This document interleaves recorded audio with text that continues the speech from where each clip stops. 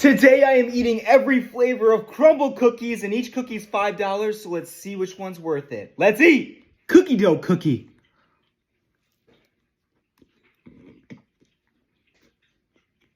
It's very firm, too hard in my mouth, and doesn't have much flavor. 6 out of 10. Strawberry cake. Just so tart and tastes like children's medicine. 4 out of 10. Chocolate cake cookie.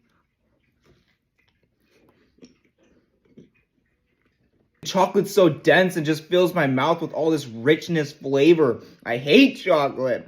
5 out of 10. Blueberry cheesecake. Frosting's so creamy, the cookie's way too hard, but the blueberry's a nice touch. 6.4 out of 10. Frosted animal cracker sugar cookie. The sprinkles add this nice crunchy texture, but the cookie is pretty bland. 6.1 out of 10. Tres leches cake. I never thought I'd want to start off my morning with a wet, soggy cake, but this is doing it for me. 8.5 out of 10.